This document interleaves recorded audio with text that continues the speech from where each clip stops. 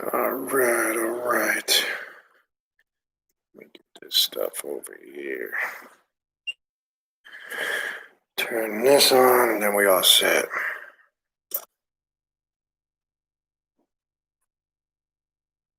All right. That's going. Let me make sure I got this set up. We're going to go ahead and going. All right. While we're waiting for a minute or two before we begin, I'm going to play the brother Maniac Mitchell Integrated. Then we'll get right into it. Just get about a minute.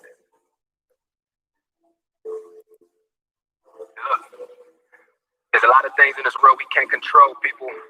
Working hard isn't one of them. Yeah. True transformation starts out with that shadow work. You already know. Integrate that motherfucker. Okay. Look. I think it's time to let these niggas know who the spirit man be. King with the flow, Solomon's ring. No, that's the Pineal. Demons trapped deep inside. It's time to let them go. What y'all niggas want? How you niggas want it? I could literally curse you motherfuckers with this hunting. If you running from something, you can interpret this voice come from the serpent. My Kundalini is merging. It's urgent because I've been searching. Gotta integrate my dark side. True shadow work. I could hear a voice within screaming. I got Instagram in a minute once I start. So I'll give everybody about a minute or two to get here. We've got about an hour and a half to 2 hours. Look, some stuff. I feel it in my vein, pain, make you go insane, pain, make you channel cane, demonic images of war. Fuck y'all niggas know, man. Y'all still spooky? Y'all still superstitious, huh? Y'all still looking outside yourself and constantly missing? Fucking dummies. Back where we left off. Wake up. I don't complain, my domain, dealing with some strange things. Felt possession once before, look at what I done became. Yeah, my body repossessed. These monsters I embody inside of me is a test. Come on, why you scared of your own mind for, nigga? Why you scared of your own power? I sit and meditate while these niggas just hesitate. They complain, they contemplate while I conversate with the snake.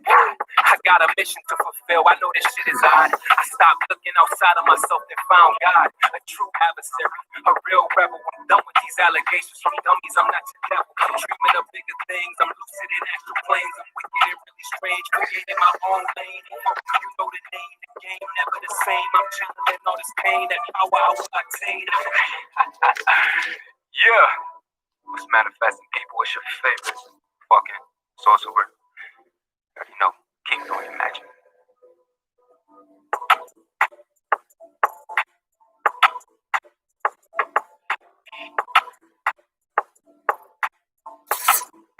All right, we're gonna get right into it. Again, I got about an hour and a half, max 2 hours. So we're gonna shift gears a little bit. I've talked about this in the past, but before I get into that, just let me run through some quick announcements. Obviously, as we're getting closer, now we're just about a little bit over 2 weeks out from the first day of the conference, which is, well, actually 2 weeks exactly, 2 Fridays from now. So I won't put that out there. I know people have emailed and reached out about signing up for the 3-day Journey to Black Adept Conference number 3. Obviously, we're doing everything virtual. We're just kind of a small group live. It'll be some of us here locally. I think just about 4 of us. So, you know, we made that decision. Some of you already know, obviously, with everything going on, it just seems the smarter thing to do this year. So I know you guys have reached out, emailed. Some of you have already signed up. It's a 3-day event. The itinerary, as far as the timeline, is already up for each day. We will have coming out this weekend the exact presentations, who's doing them and what they're presenting on. All our spots, to my knowledge, are all filled up. Everybody that has requested, we're pretty much done with the spots. We don't have any more spots for anybody to do any presentation. So on Friday, We start at 11 a.m. It runs to about 4:30 of classes, presentations, and workshops. We will stop at 4:30. We will reconvene at 9 p.m. for that evening's ritual. Saturday, same thing, same schedule, 11 to about 4:30, and we will convene and come back for the ritual at 9 o'clock. And then we finish off Sunday, late morning, early afternoon, question and answer class. Pretty much on the weekends events or anything that you want to ask. It's basically an open question and answer forum. Everything will be done virtual reality through Zoom. So when you sign up, you get the link. Everybody's emailing. How do you sign up? How much does it cost? It's $75 for all 3 days. That gets you in to all 3 days events, the classes, the rituals, and the question and answer class on Sunday. You simply pay by PayPal. The email is in the description box right here in the videos, khnum19@gmail.com. Again, when you send your PayPal payment, please include your name and your email address so we can make sure the link goes to the correct email recipient, okay? So that's the main thing on the agenda. We're working on that, getting that organized. Doing some things right now. It's pretty much finalized. We're pretty much ready to go. But we'll be focusing on that. I know we got some. We got Brother Angel. Just throw a few out there. I know who's doing what. Brother Angel is doing a presentation on Palo, African witchcraft and sorcery. Anna Noon's going to be doing one on binding spirits. Not sure what Raven's doing. I know she's got a couple ideas. I'm going to be doing something, Sith alchemy and dark side philosophy. I'm going to go a little. Who else is on there? I know Sister Patra is doing something with working with energy, different forms of energy on the left-hand path. I know Sister Blair is doing one dealing with sexual energy. There's a couple more. I'm just throwing some out there. So it's going to be a pretty cool event. We're going to be covering a wide range of topics. You're going to see a bunch of different presenters. Brother Kevin, forgot about him. He'll be doing his on Saturday. That's Saturday on Gematria. He'll be doing a different presentation. So, and then I think I'm forgetting one or two more. But we'll have that whole list. Oh, Brother Jack is the other one. I'm not sure what Jack is doing. I should have his information hopefully by today. So don't miss it. There's going to be a lot of people. I think we got 9 or 10 different presenters. And how it's basically will work, they'll do a presentation for about 35, 40 minutes. They'll leave about a 20-minute block so you can ask them questions. That's pretty much the format for everybody, just so we stay in the time frame, because if you participated in the first year, 2 years we did it and you were here, you know how quick time can fly by. So we will do our best to keep that time, that time frame moving, flowing smoothly, so we don't go over our time, because we do not want that to run into the rituals for Friday and Saturday night. Now, the rituals will be discussed on the first and second day, only to those that sign up for the conference. So that'll be on the agenda for Friday and Saturday. That will not be posted openly, just the presentations, okay? I know some people have emailed me about that, and that will be, again, discussed on the first and second day for those that are there and those that signed up, okay? Other than that, if you need to also contact me for a spiritual reading, type of readings I do, there's several different type of telepathic readings. I'm also doing now telepathic astrology, and you know my stance on and my approach on astrology as a helpful tool and information, not as some religious tool to use to govern your entire life. It's just helpful information, reveals a lot of in-depth things that you need to know about yourself. Also doing numerology readings, which connect you to personal deities that line up in your numerology. Also Santa Muerte readings with the Holy Death and the spirits of the dead, and shadow readings, okay? Shadow readings are a bit personal. It deals with personal stuff. It focuses exclusively on things that come up via the spirits that you need to deal with as far as shadow work is concerned. And that That could be anything. Stuff going on current in your life, things of the past, personal things that might be impacting you more on a subconscious level than you are aware of. It's that simple. Okay. So for any of those, you can shoot me an email. Again, in the description box, kanum19@gmail.com. And also, same thing, if you are interested in a consultation, that's basically a free-for-all. It's not a reading. It's basically whatever you want to discuss, whatever you want to talk about, or if you need guidance or you want to consult in a specific situation, that's what it's for. I just want to make that there is a difference between a consultation and a reading. They're not the same thing. Other than that, that's the main things going on. There will be some more starting in November, some more upcoming open classes that anybody will be able to sign up for. I'm going to restart those in November. And then obviously the Patreon page, patreon.com/Beniti, Baniti. Check that out if you haven't. I do private classes, lectures, and rituals on there for Patreon members only. There's 5 tiers. There's a mentorship program. Check that out if you're serious and interested about developing a one-on-one mentorship program with me, helping you develop your path to self-mastery. Not my path, not anybody else's, not trying to influence you to mimic or copy somebody, but to help you develop the growth on your path. Again, it's work. It's a commitment. Don't bother to do it if you don't have the time, commitment, and the energy to put in the work, because it's work. It's rituals. It's assignments. It's a dialogue with me twice a month. Again, it's for individuals that are serious about taking it up to that next notch. That's tier 5 membership on the Patreon page. If you want to know about it, how to sign up, it's right there on the Patreon page, patreon.com/Beniti. This upcoming Friday, not today, next Friday, we have the ritual of Mephistopheles. That's going to be on the 23rd, 8 p.m. That's next upcoming event. I will be posting part 2 to the altar series tomorrow.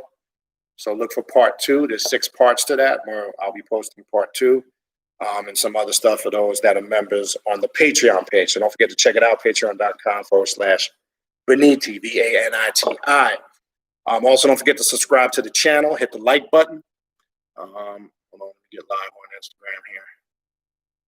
Hit the like button and also the notification bell. Remember, when you hit the notification bell to get all notifications of lives or videos, you must hit the bell and then hit all notifications. That's how you get that message. Okay. Other than that, that's pretty much what I got. So topic I want to get into, I haven't gotten that all out the way. All right. So we can kind of roll into what we need to get into here. First and foremost, let me say this. As I've said in other videos I've done on the nation of gods and earths and the 5% nation. First and foremost, I am not an active member, and I am not here representing the nation of gods and earths in any official capacity. Let me make that clear. I used to be a member years ago. I am not an active member anymore. So let me make that clear and get that out of the way. 2, I have the utmost respect for all the nations of gods and earth. I have the utmost respect for Father Allah, because I think his teachings and the lessons and the degrees stand the test of time, and they can be utilized and perceived on our path too, that we call the occult or the hidden. I also want to make clear, this is from an occult perspective. So if the, a regular practicing 5% nation of gods and earth comes across this may not be in line with their mainstream understanding of that.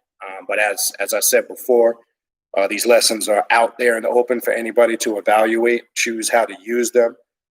So I use them now where I'm at in my spiritual journey from a more occult, hidden perspective in dealing with some of those sciences that we work with on this path. So I want to make that clear. And again, I still communicate regularly with some gods and earths that have known me over the years. They know my stance where I'm at now. We don't always agree eye to eye and see everything the same way, but that's cool. We can agree to disagree as mature individuals.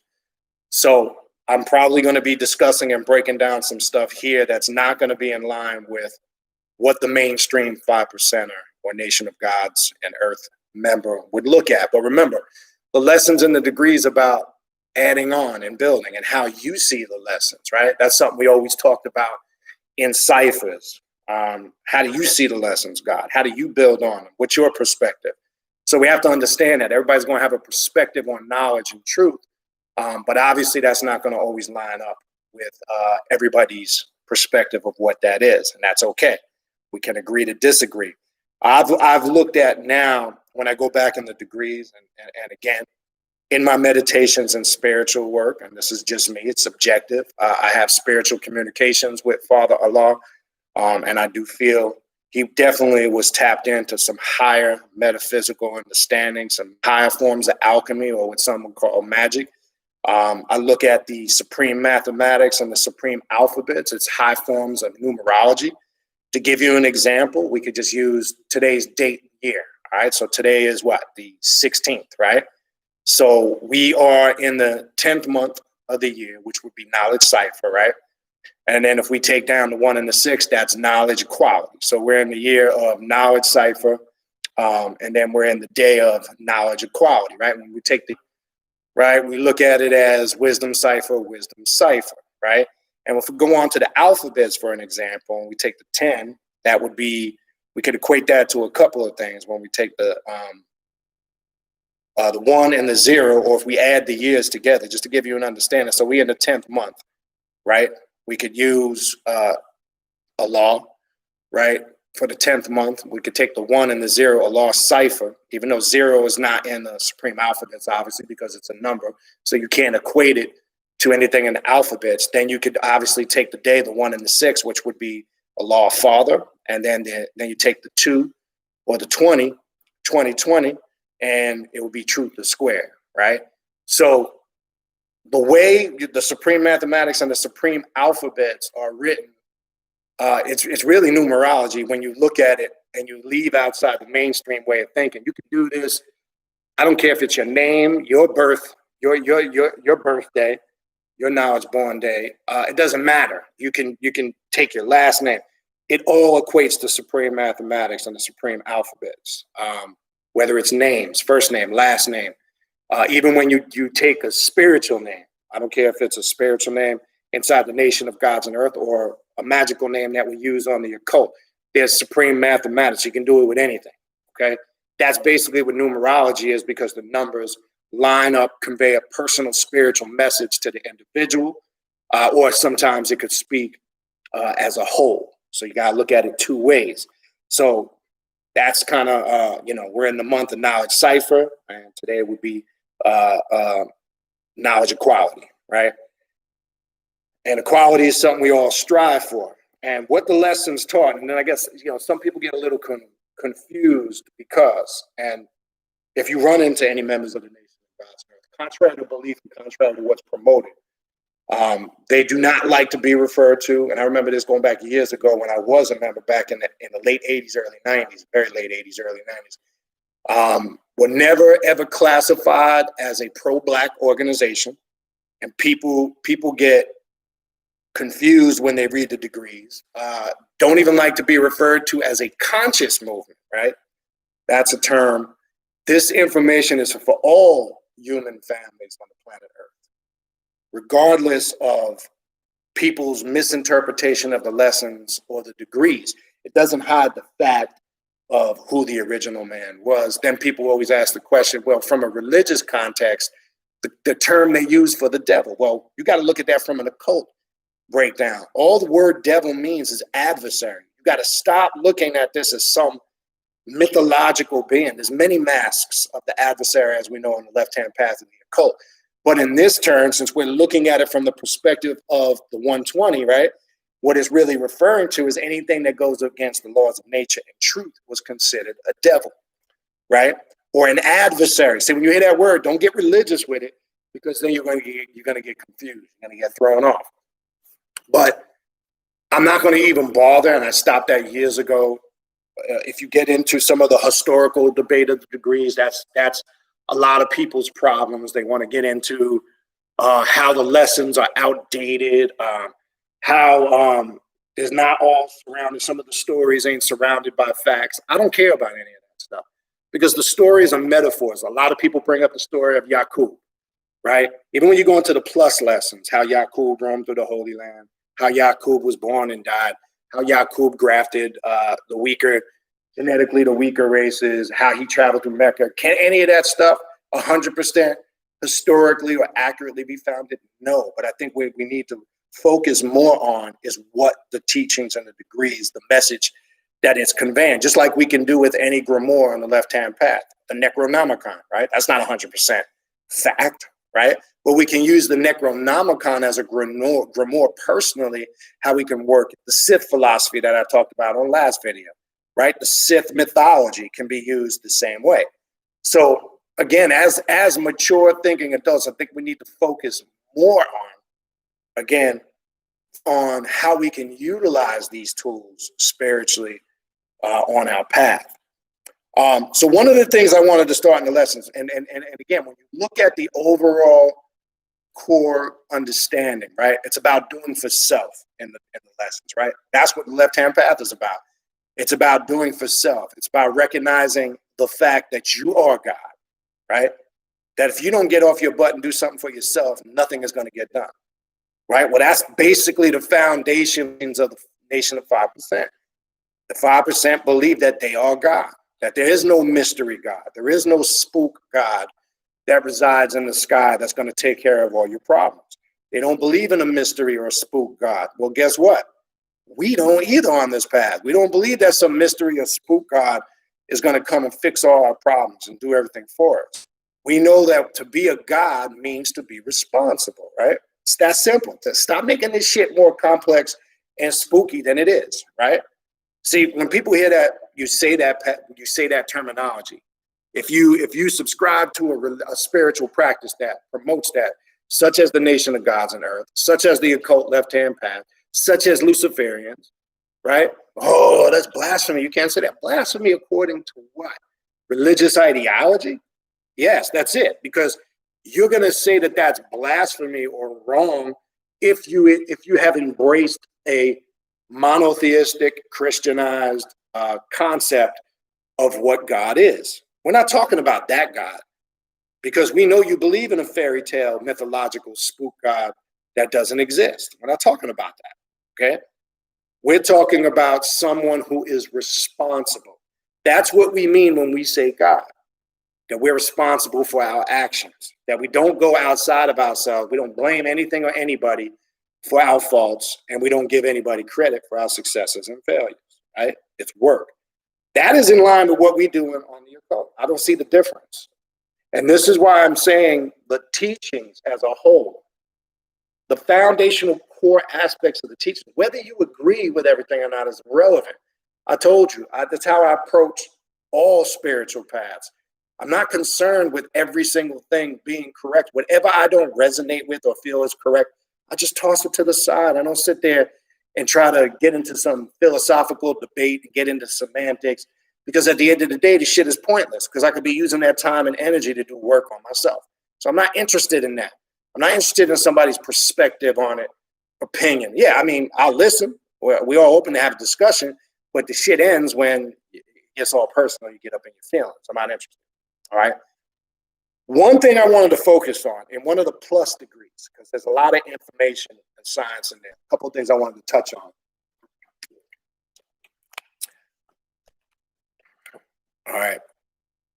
And it's a 28th, I believe it's, yes, a 28th plus lesson on the universal flag of Islam, right? We all know the universal, all right, I'm wearing the universal flag right there, right? There is an occult, okay? There is an occult science to the breakdown of the universal flag.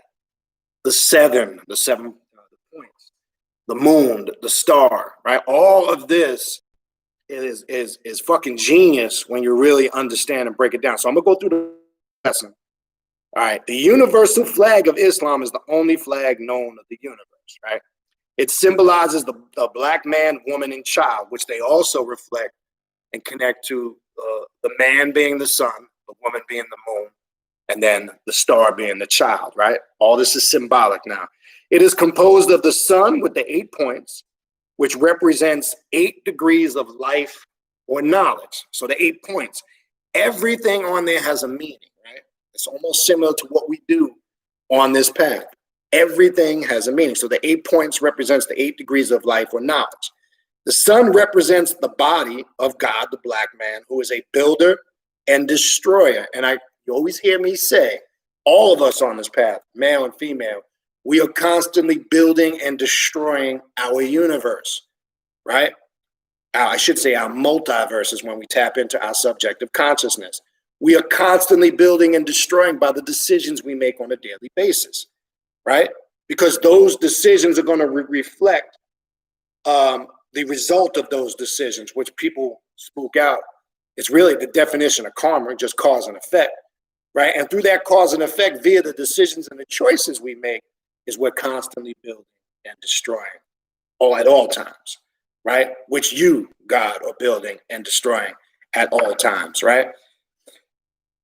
And it shines or furnishes all planets or all heavenly bodies with light, heat, and life, and is the magnetic attraction of the universe. The moon or the woman is a reflection of the sun's light, and the star is the child which receives and remarks the light that the moon reflects upon it. Now, this is basically broken down simple. If you got children, right, this is just basic common sense. I don't care what spiritual path you ascribe to. Your children are a reflection of you. Simple. What you teach them, what you instill in them, how you raise them, what knowledge that they have an understanding of, they are a reflection of us. When we see all these bad kids walking around, right? And there's a lot of them nowadays. Who's responsible for that? It starts with the parents at home, right? If you just throw these kids in front of the TV and they sitting there watching all this garbage and nonsense all day, and then you want to know why they have a mentality they have, because they ain't getting no home training, they ain't getting no real understanding of any spirituality, then you see a byproduct of what we see running rampant right now. So your children are a reflection of what you instill in them. It's that simple. Nobody, you can't blame nobody, for how they turn out, or how it doesn't align with how you need them to turn out, or how you want them to turn out. It's just like anything else you ain't putting the time, effort, energy, and work into cultivating them, teaching and educating them, then there's the reason why they come out the way they come out. It's that simple. We don't look, again, in that area either to blame other people of why our children can be fucked up. Now, I know some people might have a question, well, I don't have the time. Well, you know what? Join the club. That's life. I think anybody can use that excuse in 2020. I don't have the time, or, I got to do this, I got to do that. Join the club. It's called life. That's common sense, all right? Then it goes on to say that the 7 on the flag, the 7, represents the supreme power or force which controls all aspects of existence. Each point 3 is on a 15-degree angle. This represents the 120. 8 times 15 is 120. So again, look, we're seeing the numerology. We're seeing how the numbers line up. Now, there's no way anybody could have sat and just randomly created this if they weren't tapped in to their spiritual ability and power. And this is why I say Father Allah, prior to that known as Clarence 13X, when he was a member of the Nation of Islam. But why did he break off from the Nation of Islam? Because he got tired of the man-made nonsense, the religion, the bullshit. That was one of his falling out, why he left the temple. What was he tired of? Well, look, you can't say that you're God, right? And then you belong to organizations that's telling you to pray to a God that's somewhere in the sky. So he questioned things. Or a spook God. That caused problems. It was one of the main, there was other things, but that was one of the main components I had to break off. And then he took the 120 that the Honorable Elijah Muhammad had pretty much put in place for members of the nation, right? But the main thing, or the most important thing to understand, is he kind of broke them down and explained them from his understanding, okay? from what he saw was inaccurate, or how some of those teachings were forced upon them from a religious perspective. So he had doctrine differences, is the simplistic way to put it. So he took these teachings and gave a perspective on it where it put the individual in the center of the universe as being God.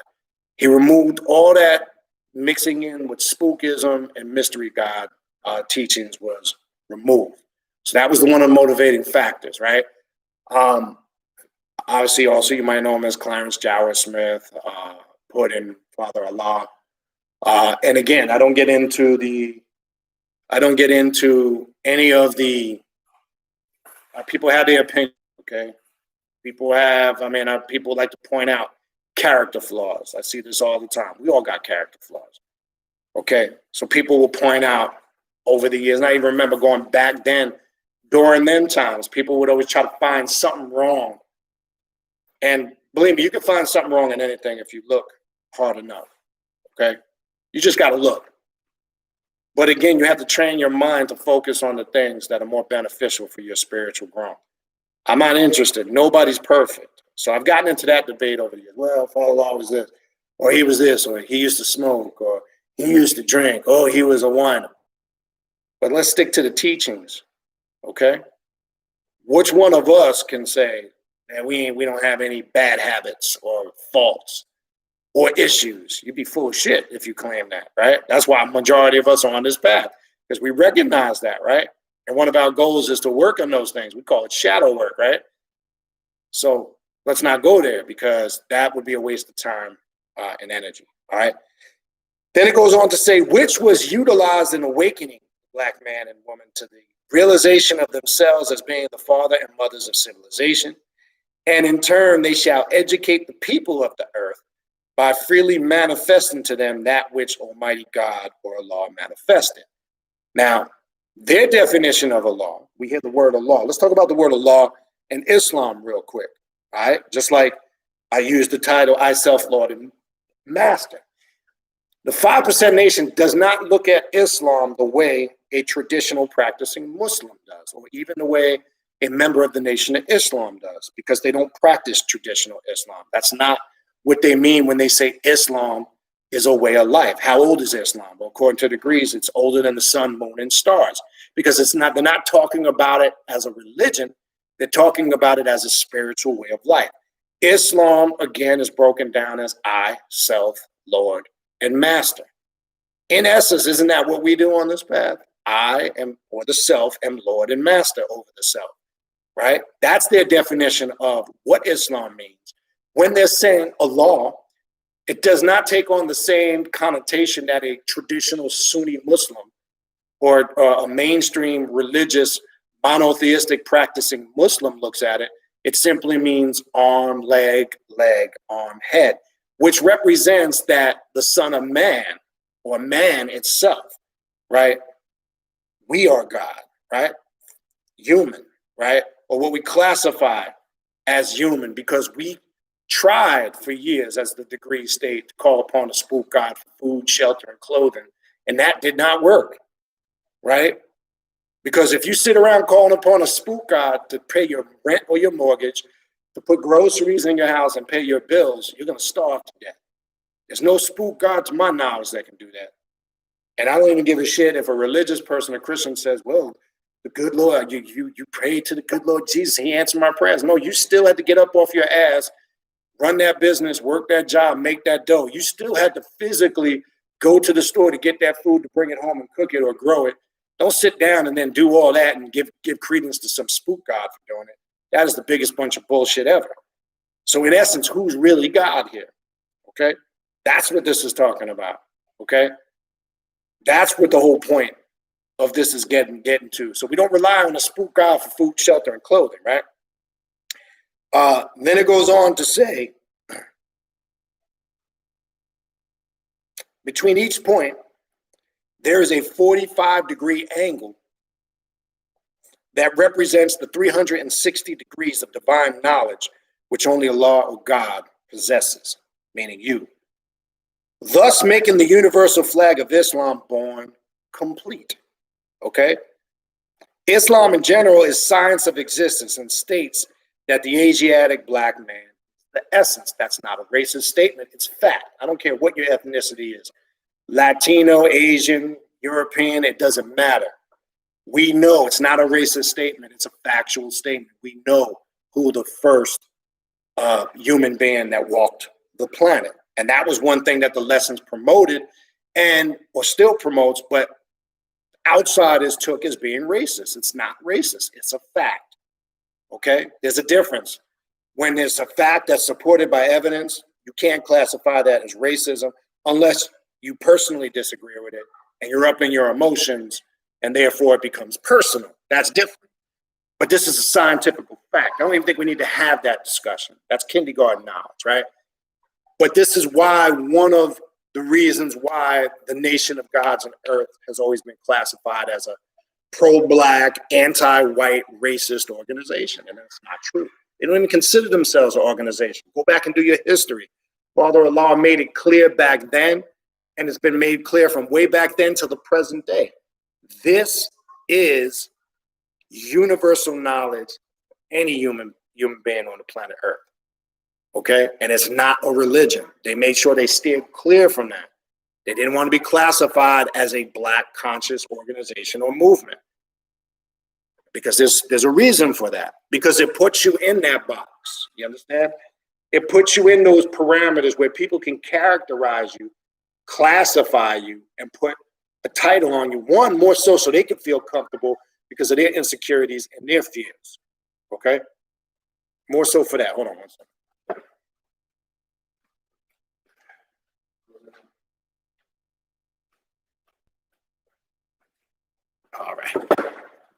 All right, so let me get through this. There's two things I want to just go through this, and then I want to go through the 12 jewels of Islam, which is, we'll get to that in a second. All right. Then it goes on to say, which motivates all the existence and form, culture of the black man and woman, which is I-God, right? I/God in all.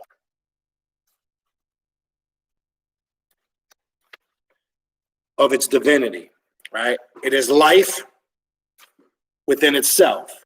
The universe shows the origin of all things in existence. This is proof the black man is God. The universe, here's the thing. Now, this is what we connect with in the occult. We talk about the void. We talk about the abyss. We talk about darkness. We talk about existence as a whole. What is existence? What's the point of origin? How did we get here? How is the universe Earth, right? What is God? When a religious person gives you that spooky ass explanation of what God is, and then when you bounce back with the question, well, how was God created? Oh, you can't have that. Oh, you see, you don't answer. God just is and was. Spooky. That's all I got to say, spooky.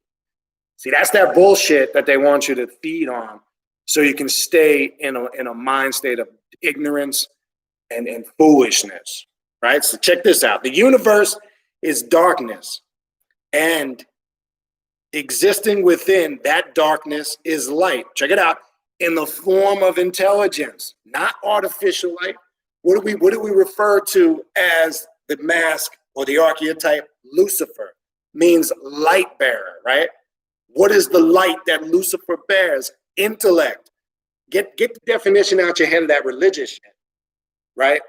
Lucifer is an archetype that embodies light and darkness simultaneously.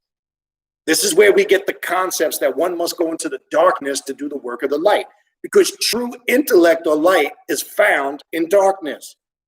Confirmation of that is in their very Bible. In the very first book of Genesis, the very first 2 verses. In the beginning, God existed in darkness and said, let there be light. Okay? This is fact. So it's also confirmation that this religious God that the Bible promotes was in complete darkness and void, because it says God's spirit roamed across the void and the deep when you go to the next verse. And then in the beginning, and then God said, let there be light. So how can darkness be evil if the very God that they spend their whole life worshiping emerged from darkness? It's because their definition of how they promote darkness to you. If you look closely, the same thing religious people attack are the same things they're guilty of indulging in. That's fact. You just got to look closely to see it. So darkness can't be a bad thing. Darkness represents this state that they're trying to promote and tell you, peace and bliss, that doesn't exist on the surface level, right? But that real peace and silence, I'd say, that real connection where you are locked into the real essence of who and what you are is in that darkness, is where that intellect is found, right? That's why Lucifer, in his real understanding, not a religious understanding, represents that when we activate the Lucifer energy within our psyche. We go into the darkness because there we're going to find true intellect, not in some church, not in some religious movement, not to the sky and praying to some mythological character that's sitting on a throne with a long white beard judging the whole planet. That's slave mentality. That's everything that we are against on this path, and that's everything that the nation and gods on earth shun to the side. It's no different. I've said many times before, in my perspective and opinion, the lessons and the teachings of the nations are very loose. It's a Luciferian doctrine. Though I know they may not agree with that because of maybe their understanding of Luciferian, but we know the main principle of Luciferianism is I am God. I control my universe. Everything evolves around me.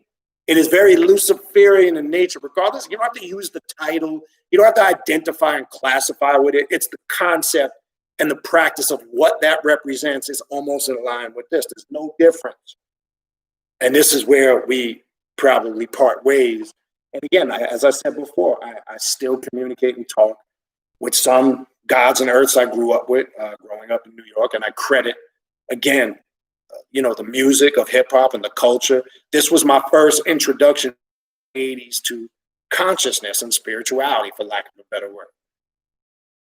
Roots. This is the roots.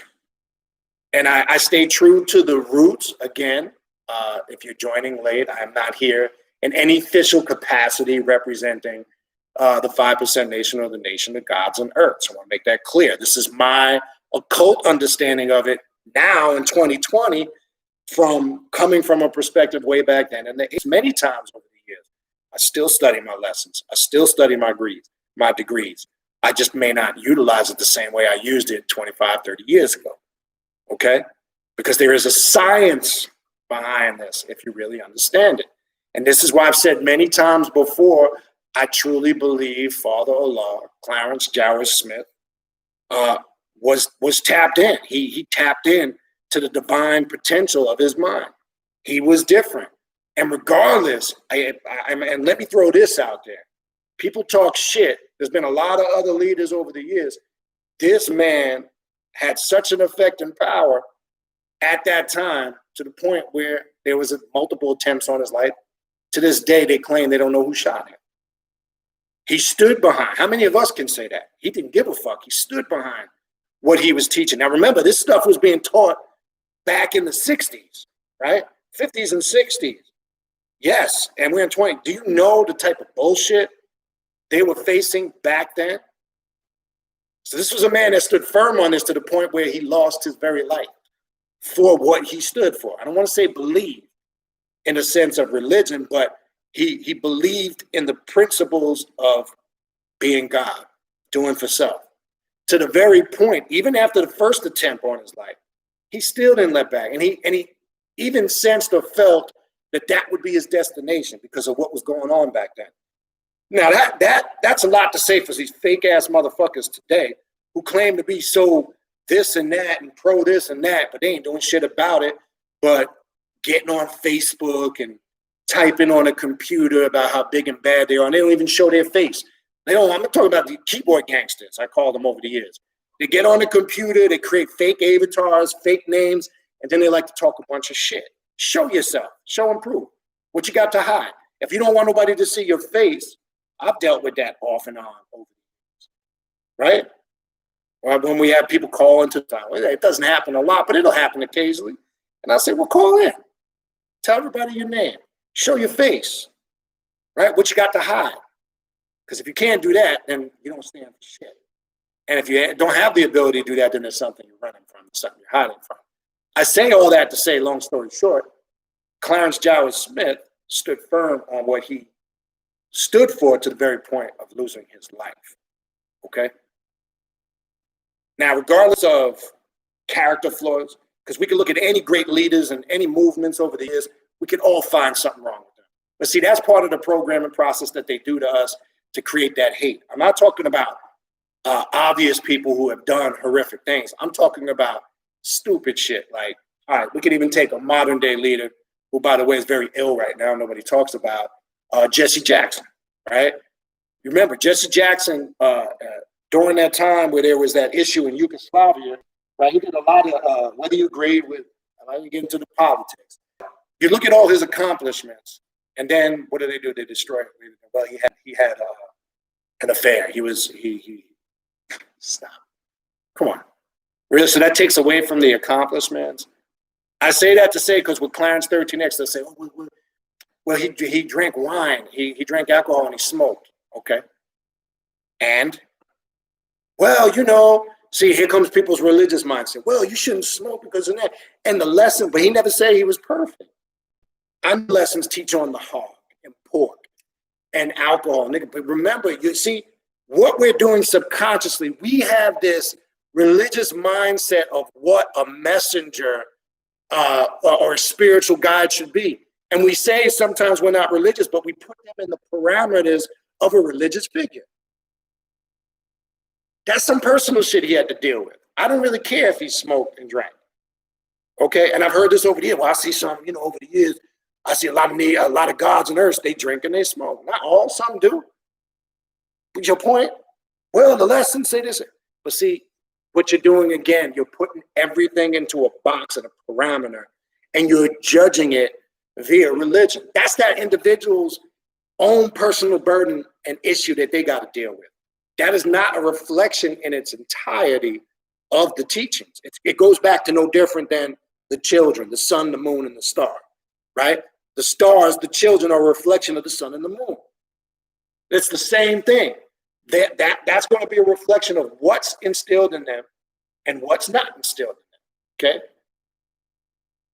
It's that simple. So you take it by a case-by-case basis, right? Let's look at it this path, right? And if you still ain't getting it, don't act like we don't know people who claim to be a cult and left-hand path but are doing shit contrary that's not really a cult and left-hand path. They're still fluffy bunnies, right? They still want to be Wiccans and pagan and earth magic. And there's not wrong with that because we use that to an extent on this path, but they still want to run around wearing Viking helmets, calling upon Dina the moon goddess and doing these crazy moon dances. And it's cool if that's your thing, but don't classify that shit as a cult and left-hand path. It's not. It's earth magic. It's paganism. It's Wicca. It's a very small, minute aspect. And it doesn't mean you can't practice it. That's not the problem I'm saying. The problem I'm saying is don't classify that shit as left-hand path. Because it's not. You got other people that want to say they left-hand path of cult, and they eef it out, right?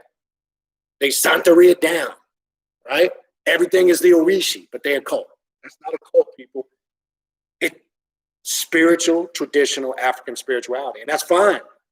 We work with that stuff on this path, but not in the non-traditional way. We work with it in a non-traditional way. We don't need to do all that human shit, offerings, groveling, and praying, and all that shit. That's religion. First of all, we don't pray to anything or anybody on this path. We do not bow to anything or anyone. Get that in your head. Neither do the nation of gods on earth. So my question is, who you praying to? Where they at? What they look like? How did they get here? How did they come into existence? See, now emotions get involved. People start taking shit personal. Religious people don't like that when you say that. That's my question. If you can't answer them, then your God ain't shit. It's that simple. Don't get offended by it. Show and prove, defend. That's all. If you believe, right? Eli, Eve, you believe, right? I'm going to question you on that. That's it. Not just me. I'm sure a lot of us would. But let me finish this, and then I want to get into 12 jewels and wrap it up, and then I'll take some comments and questions in the chat. All right, I got sidetracked. I don't even know where the fuck I left off. All right, we left off with the universe is darkness, and existing within that darkness is light, the form of intelligence. Basically what this path is about. Intelligence is born from the mind in mathematical terms. The essence of the mind is darkness. Notice, this is in plus lesson number 28. And listen to what this is saying. The essence of the mind is darkness, right? Intelligence is born from the mind in mathematical terms. And the essence of the mind is darkness, which is light, and the originality of blackness. So what's the origin of all intelligence? Blackness or darkness. Is that not what we do and strive for on the path of the occult? Is that not what the clip path is about? Is that not what the whole purpose of going into the void and the abyss is about? To contact this energy, to give us a higher understanding, raising ourselves up to realization to the truth that we are God. Is that not true? Okay. All right, we'll continue with the plus lesson, number 28. All right.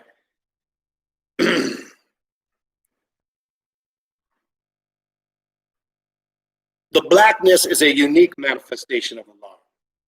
This is why the moon and star around the seven of God, the dominating forces of supreme energy, being given off by the sun is being born from the mind. The star also possesses that universal light of activation given off the light, thus making the sun and the star one. Now we know everything must go from knowledge to born, right? In order for knowledge to be born, right, you have to bring it into existence, right? And then you have to show your understanding of that knowledge by way of your wisdom, right? Knowledge, wisdom, understanding.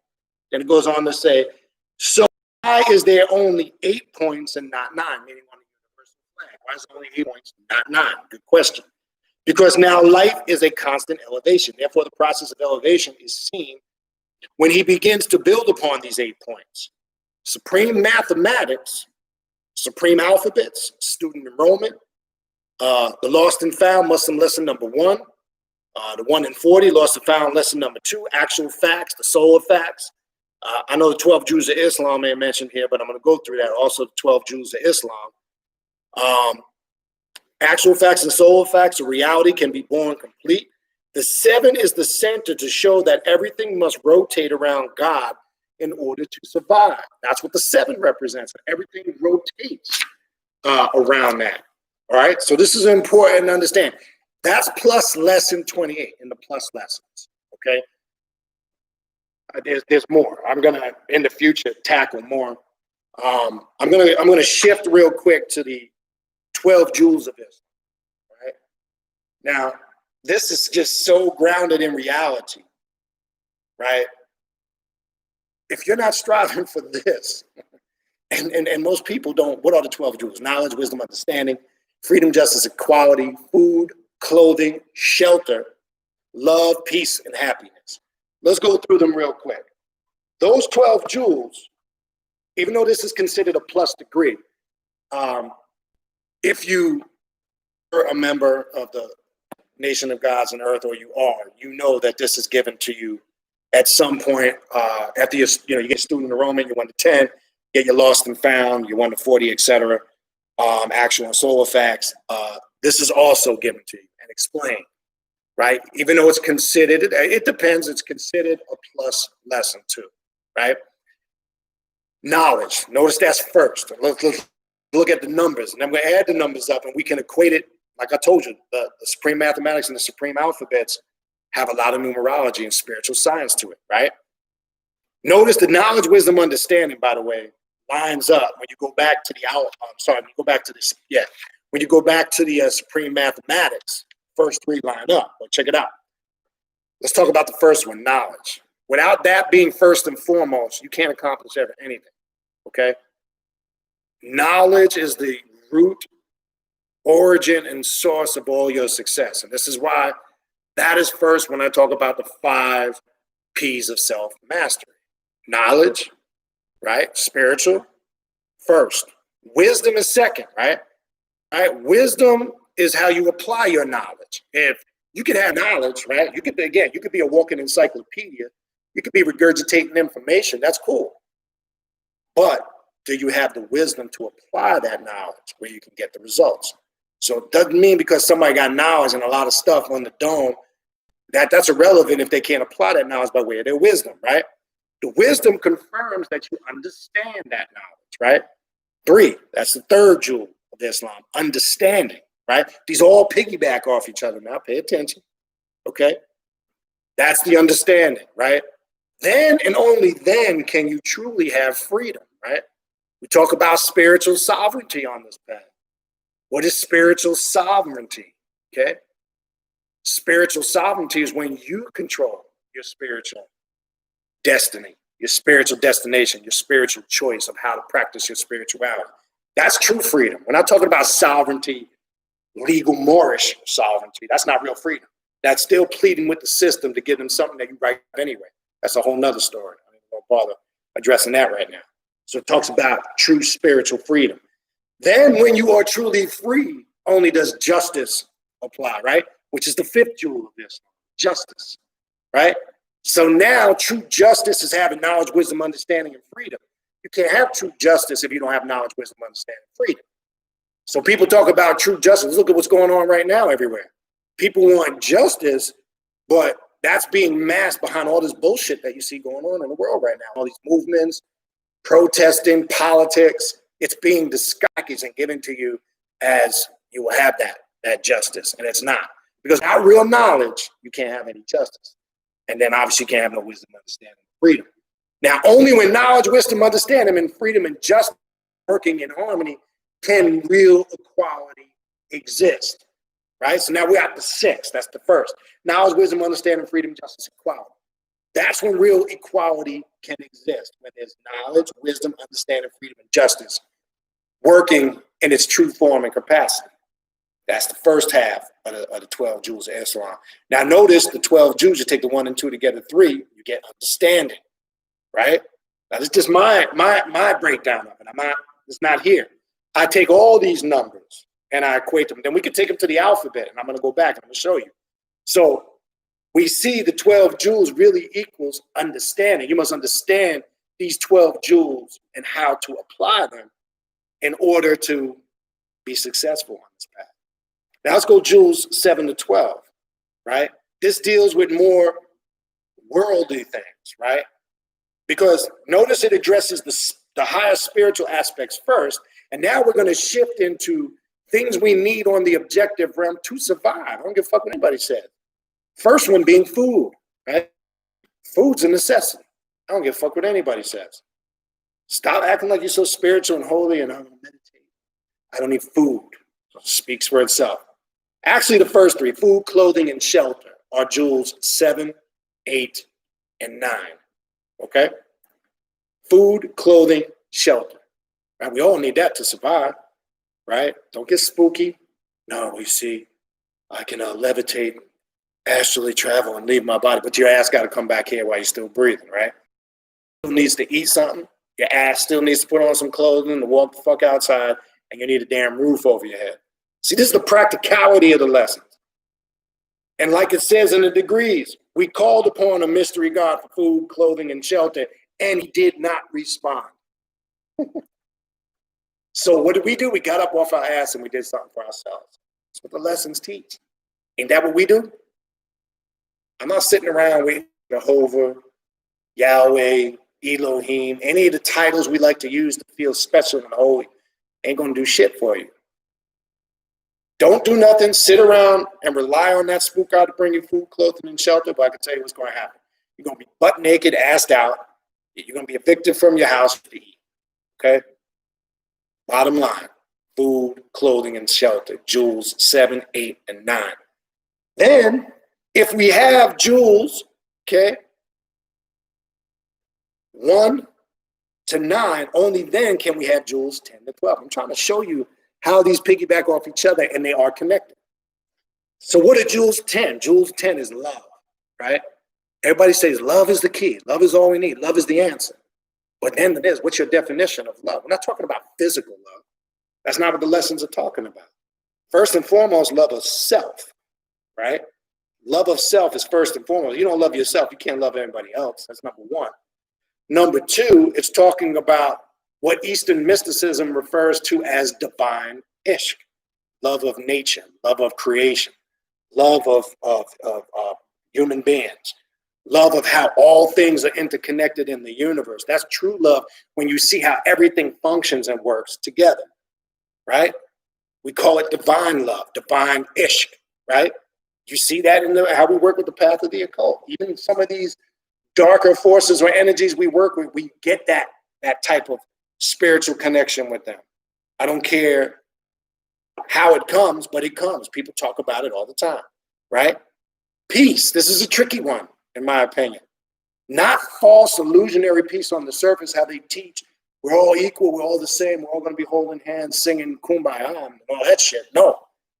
It's peace within yourself. And I like to use the word harmony. If all of these things are harmoniously vibrating within, then this is a true manifestation of what peace is. But peace, in my opinion, is personal. Okay? It starts there first. Not illusionary peace that mainstream conformists try to promote. That's not real peace, right? And then obviously all of these lead to the last one, which is happiness. You can only truly be happy, Nate, or have true happiness if you have knowledge, wisdom, understanding, freedom, justice, equality, shelter, love, peace, and happiness. All those 11 equate to true happiness. These are the 12 jewels of Islam. This is what's taught in the degrees. I'm giving a little further in my understanding of it, but remember, when we form a cipher, it's our job to add on to the lessons. How do we see it? So I ask you, how do you see it, is what you need to ask yourself. And it's personal. All right? So if we take these numbers for an example and we add them up.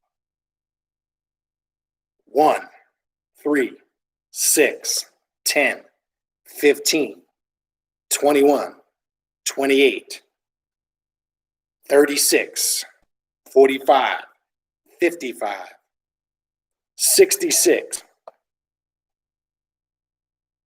78, right? 7, 8. We add the 7 and 8 together, and we get the what? The 15. We add the 1 and 5 together, we get the 6. Let's go to supreme mathematics. What's supreme mathematics? Number 6. Equality. 6 and 6 is 12, the jewels of Islam, right? 6 is equality. 3 is understanding, right? If we take that same 6 and we go into the supreme alphabets, we get Father.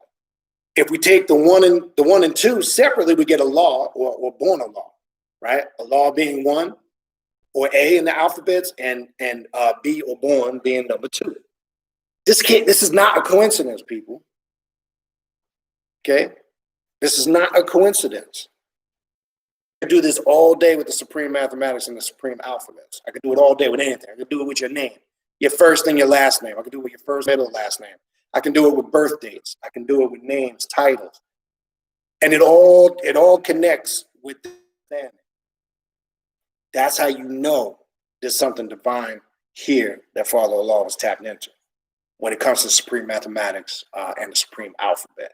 All right. I'm going to stop there. I'm going to go to some questions, some comments, and wrap it up with that. But before I do that real quick, I want to remind everybody again about the Journey of the Black Adept Conference, number 3, which will take place in October 30th to November 1st. It's a 3-day event. People emailing, some of you has already signed up. We will have the full, the itinerary as far as the time frame is already posted up on Primordial Chaos 9 on Instagram. It's on Primordial Chaos on Facebook. It's here in the community section. The days and the times when it starts. It is $75 for the 3-day event. That covers all 3 days. It can be paid for by PayPal, sending a payment using the Kundalini19@gmail.com email, which you see in the description box. And in the PayPal notes, please include your name and email address so you get the link. We already have, I think, 10 presentations lined up, scattered out over 2 days. There'll be a ritual on Friday and Saturday night, and Sunday we finish with a question and answer class, okay? So it is a 3-day event, and that gets you into all 3 days. So you can sign up for that now. You still have 2 weeks. That begins 2 Fridays from now on the 30th of October. Also, next Friday, Ritual of Mephistopheles for those on the Patreon page, patreon.com. /Benini. Check that out. There's also a mentorship program you can sign up for on it. There's 5 tiers. Definitely check that out. All right. So anyway, that's pretty much what I got for you. I'm going to go through the chat real quick, see what questions or comments that you guys have on this. As you know, off and on over the years, time to time, I will revisit this topic. I just felt like it hadn't been talked about in a while. I just felt like tapping into this today, not for any specific reason. I was going with my intuition, okay? Let's see what we got here. I'm going to go to the top. I'm just going to go right in order. All right, infernal blessings to all if I did not greet you guys personally in the beginning. I was trying to get right into it. So peace and greetings and infernal blessings to all. Okay, so the first, I guess more of a comment, not a question, by I-Shaitan, son of the dark goddess.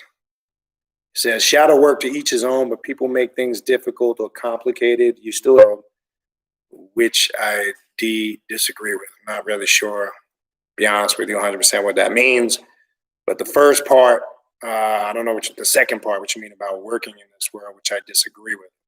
So I'm not going to speculate on that. But yeah, people, as far as shadow work, you can make it difficult and complicated when you don't know what it is you need to work on. So it's not complicated on what you need to do. Sometimes it varies from individual on what they're going to experience when they do that. That's personal. Some people it might come easier to. Easier flow is depending on what they're dealing with or what they're working with. So definitely in agreement with that. The second part, I'm not sure. Maybe it's the way it's worded, so I don't want to speculate. I'm not really sure what the second part means when you say you have to work in this world, which I disagree with. I'm going to leave that alone. Maybe you're still in here. You'll further elaborate. All right, so let me keep going down. Okay. Hopefully I don't butcher this name. Oriciel, greetings from Germany. Well, welcome. I know you must be a few hours ahead in time than us. Shout out to brother Donald James. Check out Donald James, his music on, I believe, SoundCloud, if I'm not mistaken. Ishara Nocturnalist. All right. Anyway. She says, my Santa Muerte statue, she's alive. Yeah, mama's definitely alive and working, I can tell you that. All right, what else we got? Joe Gardens, very easy to find information on the Nation of Gods and Earth, the 5% Nation. There's stuff you can find free online. They have websites. I would also recommend people, matter of fact, 2 YouTube channels. They have their official YouTube channel. I would definitely, hold on, I'll give you the exact title of them. You can get books on Amazon. There's a ton of stuff easily accessible. If Joe or anybody else is interested in, learning more about the 5% Nation. So let me give you 2 channels. There is the main channel, Law School in Mecca, on YouTube. A good channel, short videos. They don't put up long. Basically, it's news with a lot of members talking on short topics. I definitely recommend their channel, Law School in Mecca. And then I want a brother to enjoy his channel. Reminds me a lot of cats that I grew up with. And his channel is Prince Namor, PRINCE NAMOR 777. This brother has a great understanding of occult he about a lot of metaphysical Masonic stuff. He connects it. And obviously he got a great understanding of the 5% teachings as he's been a god for many years. And he's got a channel called Prince Namor 777. That's probably one of my favorite channels. Been watching him for a long time. So if you're interested, that's 2 good channels to check out on YouTube. And then books and materials, easy. All you got to do is Google it. Now, be careful because I'm going to tell you this. You can find on Amazon the 120, but a lot of it is watered down. As you can see, my lessons, these were given. These are actually All right, my 12 jewels is.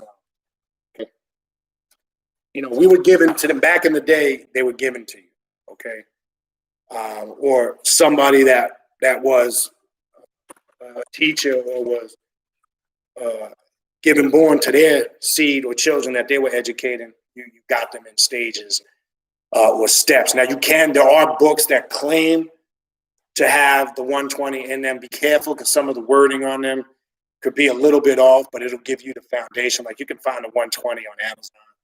You can find books, copies of it on Scribe. But just make sure the person that wrote it, I would make sure that they were members or are members and didn't give you, you should see them in its essence or origin so you can give your perspective and breakdown on them. That's basically what I'm saying. All right. Anyway, what else we got?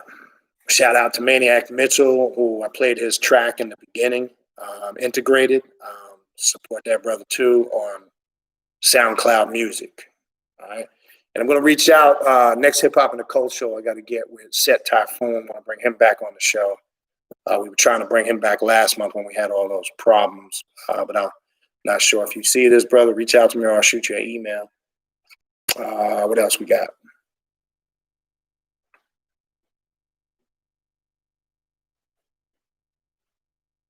All right, so AJ Love says, question, what's up with some left-hand folks not recognizing Lucifer as a spirit / God / energy onto himself as opposed to only an energy that exists within the self / subconscious? Well, it's two things, two perspectives. It's within, and I talk about this all the time. There is that aspect that you're talking about. And that experience materializes and manifests based on the individual's perception or understanding. And I've explained that. People get confused when they hear, if they use, for an example, the Hermetic principle. First one, all is mental, mental is all, the universe is mental. The point or origin starts within. There are external experiences to this that manifest from the work that you do. Long story short, to your question, a lot of it is depending upon the understanding of the practitioner and how they're practicing. Let's, for an example, use the Luciferian doctrine. We know there's many different forms of the way Luciferianism is practiced. Some people look at literally as Lucifer as a literal spirit externally outside themselves. Some, like you say, look at it only as an internal thing in the subconscious mind. Then there's some who have the harmony and understanding of both. And that's where I consider how I teach it. There's a combination and connection of both. There's an internal and an external aspect to understand that. So I can only speak for my understanding and how I try to teach it. It's a combination and a harmony of both of those things. But yes, there are some people who gravitate towards one school of thought more than others usually because of a certain spiritual system they came through or a certain understanding of how they were taught and how it's to them. So it's all going to be in accordance with who you run into and their understanding of it is the best thing I can tell you on that. All right. Keona D. Carter says, yeah, eat the meat and throw away the bones. That should be any information. Don't worry about what you don't agree with, because let's not act like every left-hand path book or grimoire or author that we read, we're 100% in alignment and agreement. There's not. And like, for an example, I love a lot of work. I use Michael W. Ford as a great example. I love Michael W. Ford's books, but there's a lot of stuff that Michael W. Ford writes that I'm probably not really in agreement with. But I don't sit there and worry about, oh, I don't agree with this or that. I focus on the work that he does put out that I do like. Just like there's going to be people who watch my channel that agree with a lot of stuff that I say, and there's going to be people who don't. That's just common sense. But again, good terminology. Eat the meat and throw away the bones. That's the best way to doing it. All right. Yeah, well, Ishara's comment, it will be interesting to see how today's children will be altered due to isolation and having parents thrown into chaos. Yeah, well, again, the burden and the responsibility, fortunately, it still starts with us, all right? It's what we're showing them. It's what we're allowing them and not allowing them to do. When you got to have a certain level of discipline. I mean, really, that applies to everybody, not just children, but children more so. And I'm not talking about restrictive, religious, fanatical discipline. That's one thing. I'm just talking about just basic shit. And unfortunately, some of these kids don't even have that. We see that by the way they talk. I mean, how many of us have been out in public and we've analyzed how some kids behave or talk? And I look at that and I say, damn, if that was me when I was a kid, my mother would have beat the shit out of me if I behaved like that or talked like that. We couldn't even curse. Shit. Think about ever cursing in front of my father. We get the beat down that we probably would get arrested for if somebody did it today. It's just a different day and time we live in. Part of the problem is, unfortunately, we're dealing with mass forms of artificial intelligence, social media sites, computers, tablets, cell phones. This now becomes the children's virtual reality. And it doesn't mean don't let your children use tablets. It don't mean don't let your children have, well, I believe a certain age. I don't think some of these little kids that have cell phones, I don't know what the fuck they got cell phones for, but that's another story. But my point is, it doesn't mean they can't use these things. But when they're on it 24/7 and you're not monitoring anything that they do, then who's responsible for if they come across some pedophile trying to link up with them, right? You see how this happens all the time. These kids start, playing around with one thing, leads into another thing. They go on another site. You got to remember, there's predators that are on the internet all day looking to prey upon innocent children. I'm using that to show how deep this thing has become in regards to the children and what we're dealing with now. And whose fault is that? That's ours if we're not monitoring this shit, right? That's your responsibility. Because the question is, how'd they even get to that point, right? Well, we know there was not that necessary supervision that needed to be there. That's where the discipline comes in, okay? That's a good point. Good comment by Luz. Religion gives us limitations. This path shows us we are limitless, and that's the beauty of it. I've said that many times over the years. There is no limits to this path.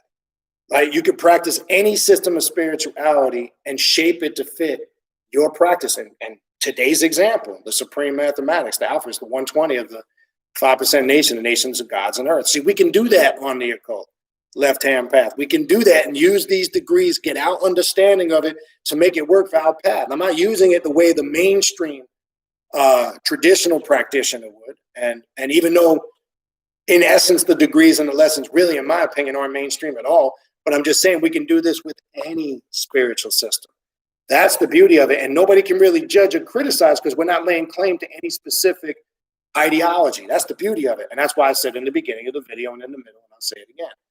I am not here representing as a member in any official capacity of the 5% nation or the nation of gods and earths. And I've said before, I have the ultimate respect for the nation. I'm still in communication with friends that are gods and earths that I still talk to regularly and have the utmost respect for Father Allah. I've said that many times over the years. But I have the ability to use this how I see fit. And I know it's not going to be in 100% alignment. Let me say this. I've had a lot of gods reach out to me over the years after seeing these videos on the slide, saying they like the breakdown of it. They can utilize it as a whole, regardless. So I think these teachings and you really apply them, they can be very beneficial. But that's the beauty of this path. It is not limitless, right? Mr. Moon says melanin is the most dominant substance in the universe, dark light consciousness. Dr. Edward Bruce Bynum talks about the neuromelanin, which is the very foundational essence of all consciousness that exists in the universe. We talk about how that neuromelanin is produced from the hippocampus area, or we call the cerebellum, or the stem of the brain, right?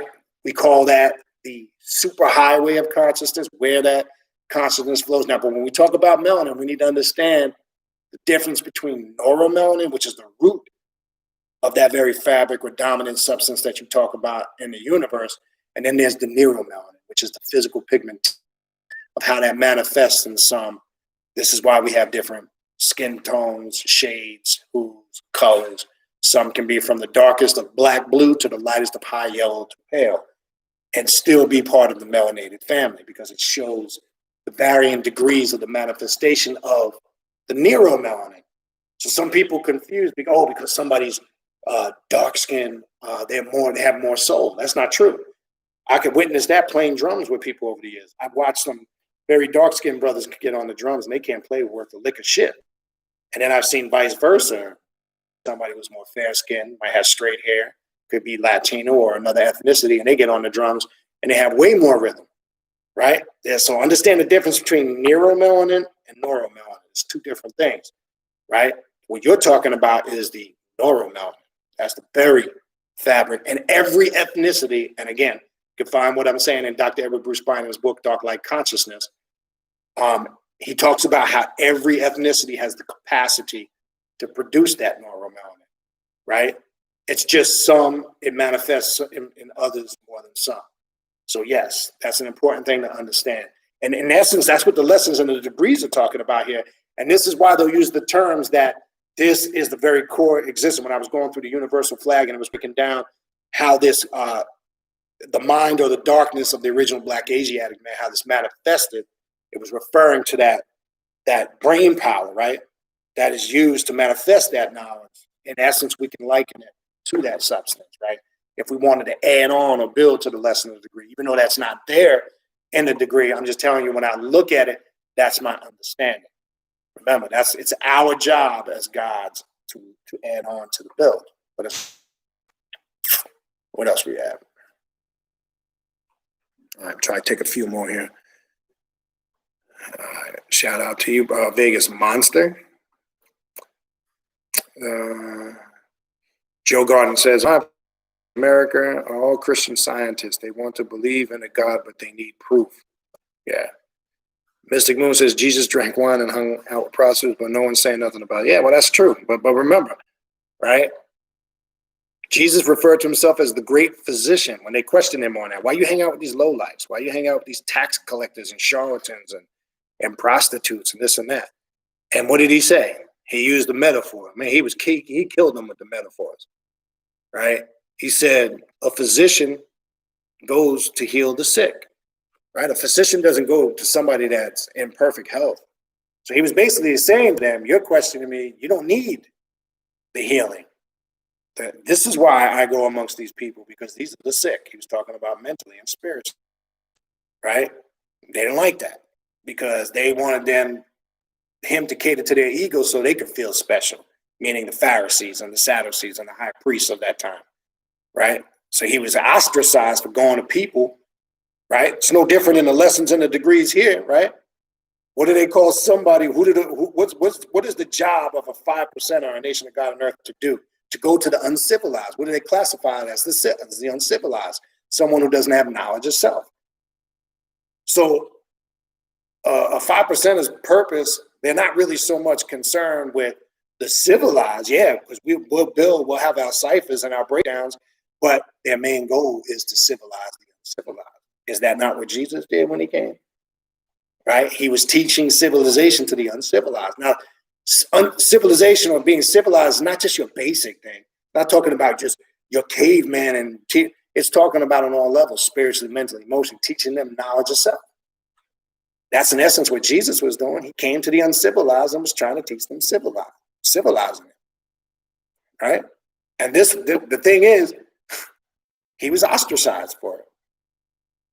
Criticized. Is that not the same thing we deal with on a regular basis? When people don't understand what you're talking about or your perspective of spirituality, you get criticized and ostracized for it.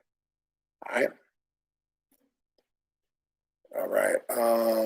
B Knowledge Academy says, I'm reading from my own lessons and degrees. It's not necessarily a book, just my lessons and degrees that I've accumulated over the years. So they're my own personal. The plus degrees are in what we call a section called the problem book. So I was coming from the problem book, and I was coming from the 12 Jewels of Islam, and then obviously the Supreme Mathematics and the Supreme Alphabet. Okay. What else we got? Joe Garden says, light and darkness, that means, therefore, we think of ourselves into existence. Yes. Rakim made a song about that, right? Who is God? I believe it's the second soul album. And when you really listen to that song, he was giving his add-on build to that topic. Okay. Now, you're also describing, when you go into the ancient Egyptian text of Tar, right? Or Patar, or Path, Ptah, It says Ptah thought himself into existence. Right? What does that mean? Think about it. He thought himself into existence. Okay? It's that same concept of, in order for something to come into existence objectively, the thought, it must be formed on the mental or the spiritual plane first. Right? So who is God talks about that very same concept. It talks about the thought form, how that thought or intelligence was formed in that darkness. And I've talked about the 3 stages of darkness. I'm going to get into that now because it's a whole nother breakdown in itself. I talked about that in some videos over the years, but I'll revisit that. But yes, it's a good way to perceive it. Mr. Moon says black was the color of carbon, the key atom found in all living matter. Carbon atoms linked together to form black melanin, which feeds into the dark light consciousness. Yes. And again, I would recommend for those that have not read Dr. Edward Bruce's book, Dark Light Consciousness, he breaks all. So that's definitely true. All right, what else we got? Yes. And how we look at it in the occult, yes, 9, because really after 9, there is no numbers after 9. Because then if you digitally, it starts over again, because you got, all right, it really starts from 0, right? And even in the supreme mathematics, even though it goes 1 to 0, 1, 2, 3, 4, 5, 6, 7, 8, 9, 0, you got to look at it on both sides, correct? Because after 9, then the 9 flips back over 1 and then the 0, and it starts all over again. 1, 1, 1, 2, 1, 3, 1, 4, exactly. So the whole point means 10, yes, to us, especially when we're dealing with astrology and the occult, because the 1, 0 of the 10, how we look at it is, you go on the side of the 1, you go 9, 8, 7, 6, 5, 4, 3, 2, 1, and then to the right of the 1, you go 0, 1, 2, 3, 4, 5, 6, 7, 8. So yes, that's how we utilize it in a lot of systems. All right. What else we got? All right.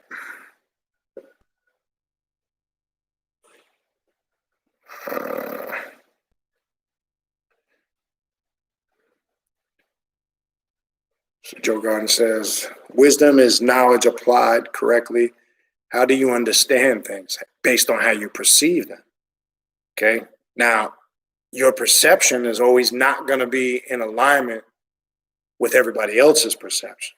So your understanding is based on your life's experience, what you've gone through in those experiences, what you've studied, what you've researched, how much experience you got in that area of research.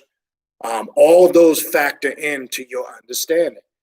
So when I talk about understanding and truth over the years, right, people act as if there's just one complete truth, right? There is for basic, 1 + 1 is 2, right? Simple.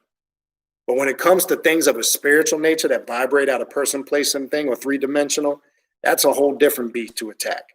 Because everybody's perception outside of 3-dimensional is going to vary.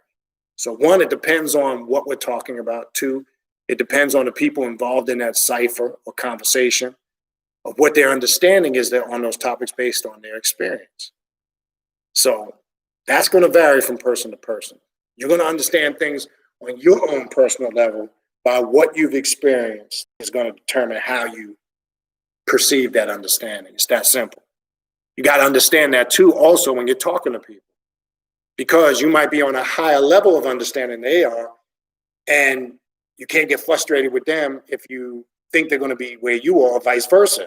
You might be talking to somebody who's on a higher level of understanding than you, and it may not be making sense to you because you're just not there yet. That's all it is. Doesn't mean what they're saying is wrong. It's just a matter of perception. Doesn't mean what they're saying is right. It's just a matter of perception, because right and wrong is what? A matter of how we perceive things.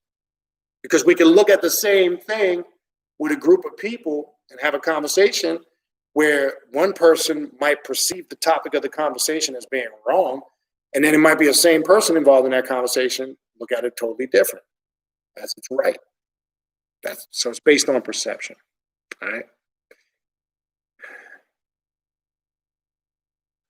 Yeah, food, clothing, and shelter help you find that real happiness piece, right? Because it's a necessity. All right, let's get that one. That's kind of you guys talking amongst yourself. Well, here's the thing. I find this one interesting. Hold on. Give me a second. Skipped on me. Try to get through a couple more because I got to wrap it up. Time for me to eat. All right. So Ishar says, after speaking to Jehovah on the soul planes, I saw that an angry little jerk he is and couldn't believe I used to worship him. Well, look, remember, Jehovah is a poor translation. First of all, we have to establish there's no such word as Jehovah. There's no letter in the alphabet. So it's a poor English translation of another poor breakdown of Yahweh, right? Yahweh actually comes from Yahuwah. What do they mean? Yahuwah is he who is. The later Jews that come later, your more modern day Jews, because remember, you're not dealing with the classical Aramaic Semitic language. Now you're dealing with dialects of Hebrew, and then as you get into more modern day, you're dealing with Yiddish mixed in with Hebrew. That's a whole other story. They came up with the name Yahweh, which means good and bad, right? Agreeable and disagreeable, right? So they're describing the very nature that exists within God. Does that exist within ourselves? Don't we have an agreeable and disagreeable nature, a good or bad, however you want to call it? So yeah, you'll see that this concept that they presented was very mortal in nature, but because we don't understand the breakdowns and the concepts and how they push it down our throat, most of us were forced to accept it via religions we were raised in. But definitely. What else we got?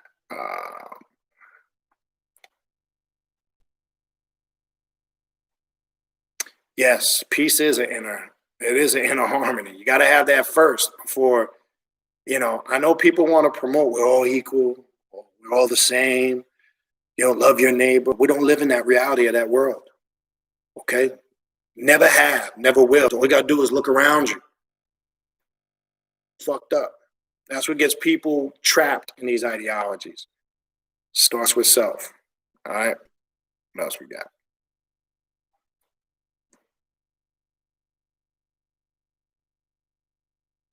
Yes, this is a good comment by Mystic Moons. So question, scientifically, if the abyss/darkness is cosmic carbon atom, which makes up all human life on Earth, and the abyss is chaos, would you say the true nature of humans is chaos before peace? That's why I call the channel primordial chaos, because yes, our point or origin, we all have root or come from that primordial chaotic energy. We all come from chaos and darkness. We all manifest out of that blackness or that darkness. There's no getting around that. That's the foundation of what this path is about. There's no getting around that. Okay? I don't care what your spiritual beliefs are, religion, it's irrelevant. You cannot escape that. That's fact. Whether you like it or not, whether you get angry about it when you hear it, deal with it. It's personal. But that is exactly why. All right? What else we got? All right, Vegas Monster has a question here. Greetings. Would one who has suffered from a fractured vertebrae or who is missing one kidney have issues with Kundalini work? And if so, how can this be overcome? Yes, it's possible. It can be overcome. You can have issues because remember, let me explain two things here. And I was just talking about this, I think on the last video, or it might have been on the Patreon class. All right. People always talk about chakras, right? And people always talk about the Kundalini energy, and people talk about, are my chakras opened or closed? There's no such thing. I've talked about this many times over the years. Your chakras are always functioning. They get obstructed. Can the flow of energy be obstructed? Yes. Can there be blockages? Yes, but they're never closed. So I never understood that question. I think my chakra is closed. Anybody that's done readings or workings with me and stuff is called your chakra, what does it always tell you? There's a blockage, right? It's not closed. Look at it like a hole that needs to be opened a certain diameter in order for something to work through it, right? When that hole is closed, when I say closed, not all the way, when the diameter becomes small, that energy can't flow through there, right? So it's never closed completely is what I'm trying to say. That's my point. Now, we do know certain chakras, when the energy isn't flowing, it does affect the vital internal organs in the body, all right? So what it basically means, the specific root chakra that you would have to deal with that affects the kidney when you deal with the sacral and the heart, right? When you're dealing if you're missing one kidney, it just means you would have to focus on doing energy work with that specific chakra. That's how it can be overcome. So it's just identifying specifically that chakra and doing work via, it could be mantras that activate the vibrational energy and frequency of the chakra. It could be working with certain essential oils, natural incense, the colors that are associated with that chakra, anything that stimulates the vibrational energy and frequency of that chakra to get the energy flowing at a higher vibrational rate of frequency. Because when the chakras are vibrating at higher rates of frequency or energy is when things start working in harmony with themselves, right? So yes, it can be overcome. Most definitely. You just need to, again, focus on those specific areas. That's a good question. Okay. All right, Ravens reminding again, the conference, the 30th to the 1st. Sorry, excuse me. All right, what else we got? Yes, and some of the, just to reiterate off the readings, spiritual consultations, I'm adding 2 new ones. I'm now doing numerology deity readings. That is just sent and simply on. I just take your name, date of birth, and some other things, and I'm going to give you a whole breakdown of what you're working with and what you're connected to specifically. That's what a numerology deity reading is. It's only that, nothing else. Then there's also telepathic astrology and telepathic readings. There's several different kinds I do. Just shoot me an email. Santa Muerte and the spirits of the dead, or shadow readings, which just focuses on personal shit you got to work with. All right. They can be a little bit personal and emotional. I could be here for a while talking about some of the things I experienced in those readings. Very interesting. So yeah, you can shoot me an email and I can give you information on that. All right. AJ Love says, thank you very much for your answer / explanation. I recognize both the internal and external Lucifer as well. Very much appreciate your energy. Yeah, no problem. And it was a good question, AJ. But I've learned over the years, especially in the circles I've walked in with people that practice Luciferianism. Again, I've met some Luciferians who literally look at Lucifer as a external deity, and that's fine. That's your perspective. You have a right to do that. I found there's both aspects. There is an external, because, for an example, when we're doing workings with the Clip Path and Lucifer and the Beths, and we go to the Citra Aqua on the other side, and we have these visuals and experiences in the abyss with Lucifer, I then ask the practitioner, what of that was subjective and objective?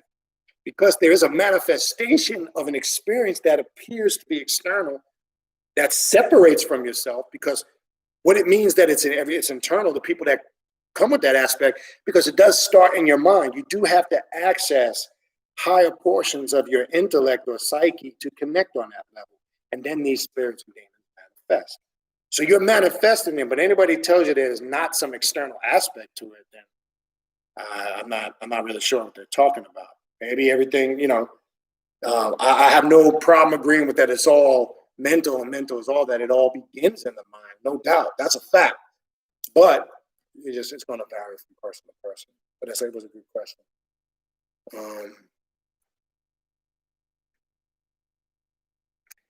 Many adventures. Can you briefly explain Red Lily to me, brother? I remember we spoke about it in reading.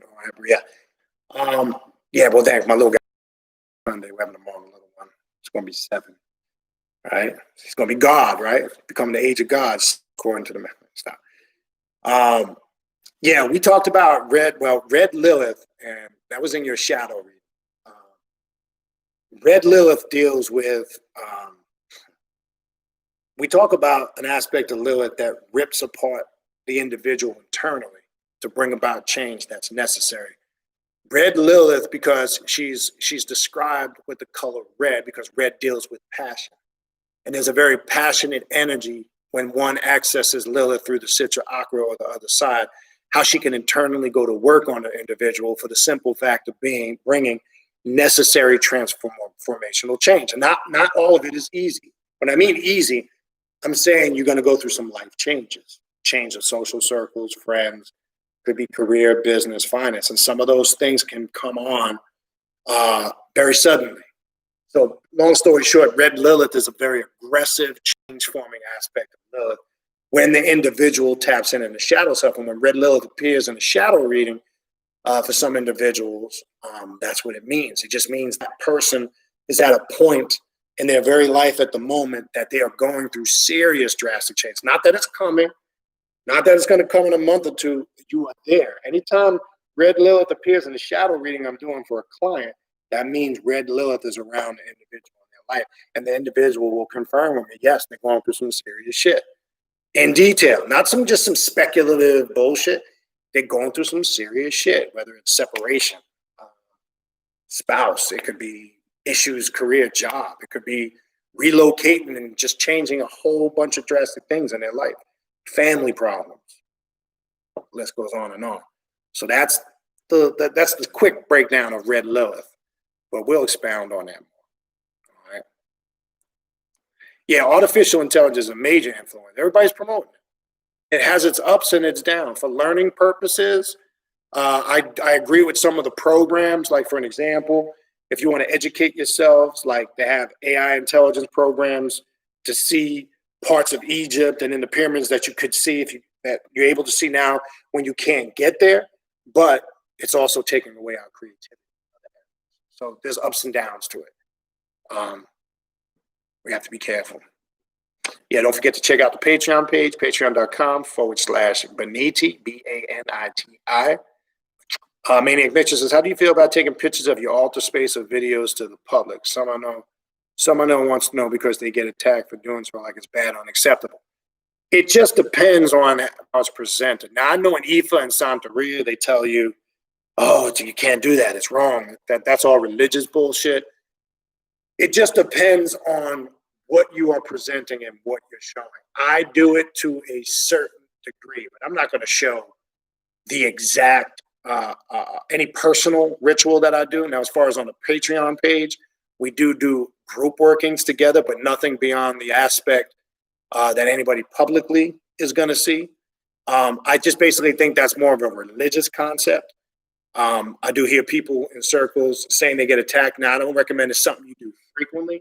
I occasionally just post quick images, but there's nothing there that is going to give away any secrets to the essence of my power. So I don't believe you should reveal any of the essence that your power is connected to when you're doing stuff like that.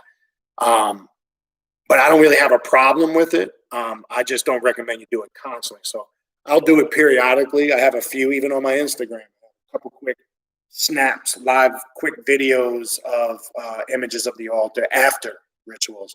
I do that after we have the group rituals here. I just give people a quick glimpse of the altar and talk briefly about what we did.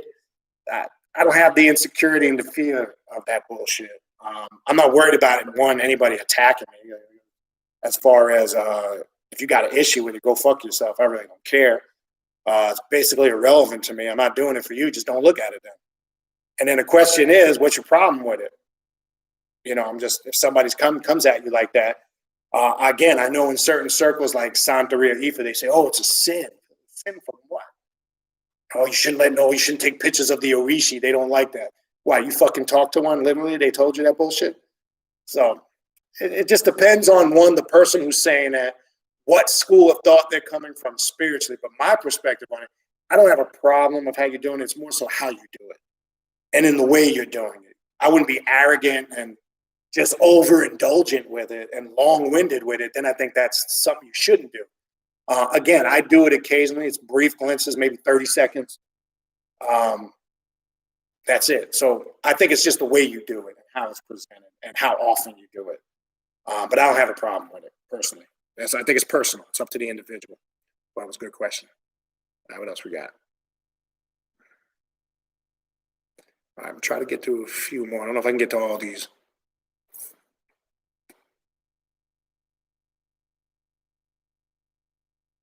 Yeah, this is good by Clayton Davies. You guys should look. Yes. Power meditation. You can go to satanslibrary.org. Initiate into it.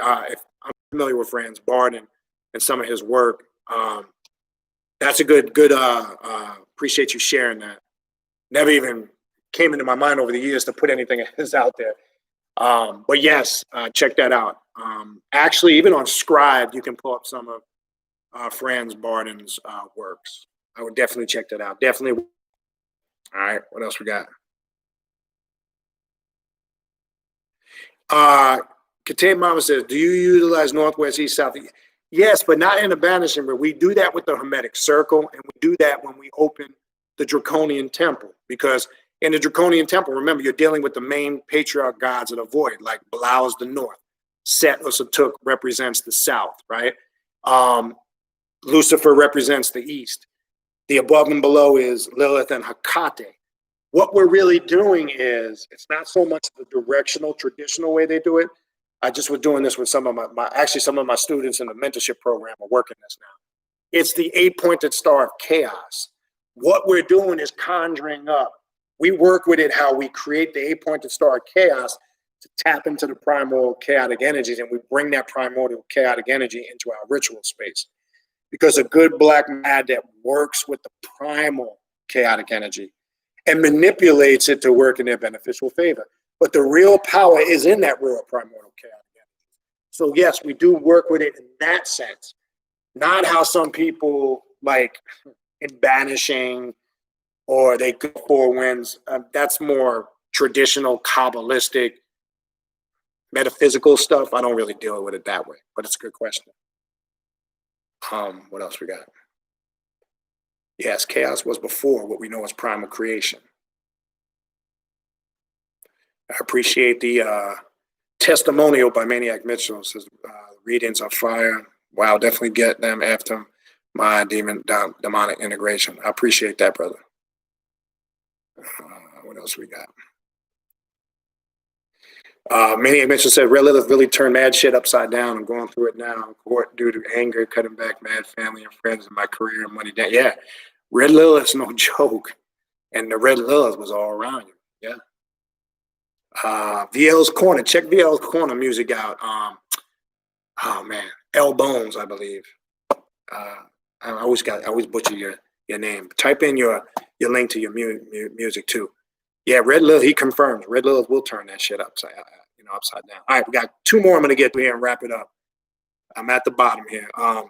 Pierre Latorre. I hope I didn't butcher your name, brother. Does one need to be initiated in order to be mounted / possessed? Most of these ATR are more worried about possessions than number of children. It depends on the path. I found no. Now they'll tell you, for an example, in Voodoo or Voodoo or Ifa, that yes, in order for one to be mounted or possessed by a spirit, they have to be fully initiated. But I found that not to be true. Okay, I found there's different levels of possession. I've seen people momentarily by the spirit. I've seen people be full-blown mounted or possessed by a spirit. A lot of it depends on the path. Now, in our path, the left-hand path of the occult, no. To tap into possession for spiritual purposes with, for an example, the many masks of Lucifer, no. It is recommended one does a self-initiation, right? I do think you need to be at least self-initiated and acclimated with the path that you're working.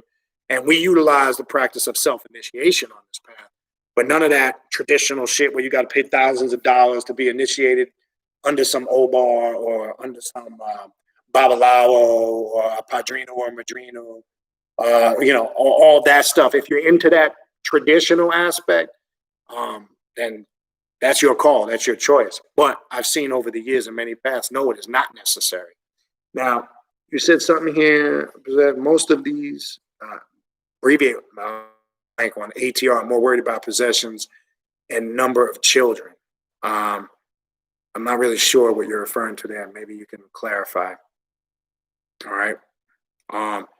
It's very easy for a non-initiated, and again, I don't know what perspective you're coming from, but it's by conditioning and distance. Does it happen right out the gate? No. When you start to work with the energy, the vibration, the frequency, the energy, remember, when you say you're getting mounted by, for example, chaos magic is evoking the spirit. Some forms of chaos magic and evoking the spirit is about the spirit, you embodying what the spirit represents through what some call form of possession.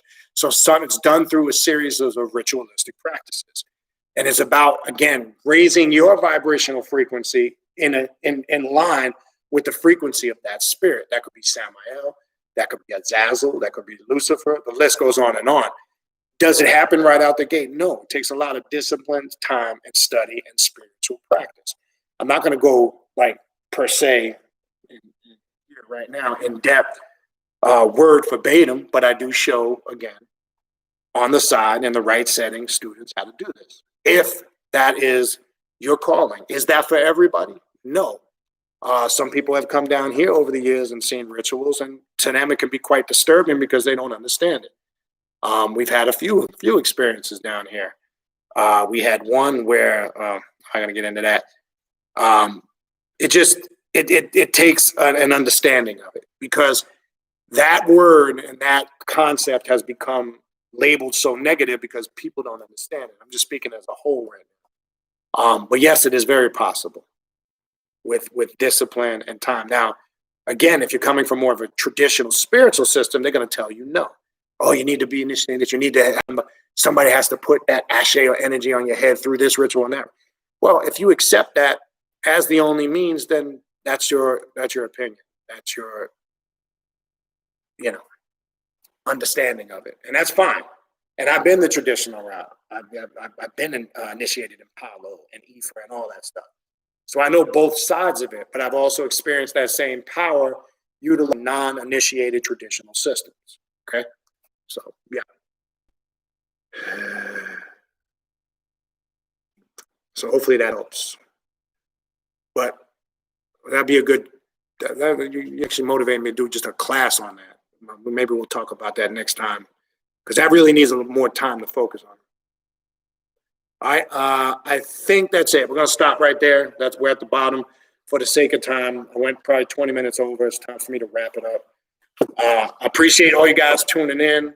I'll probably be back on here sometime next week. It's going to be a busy weekend, busy rest of the month.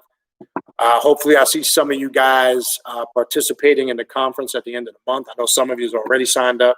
For all those that already signed up, you'll get the link the week of the conference a couple of days before. I'm just waiting till we're done signing people up so I don't have to keep resending the link. I'm going to send the link out so I can do it one shot. Sign up. I'm telling you, it's going to be a great 3-day event. You'll get a lot out of it. You'll walk away learning a lot, more than you probably will take for. You'll get a lot out of it, is what I'm saying. That's what I'm saying.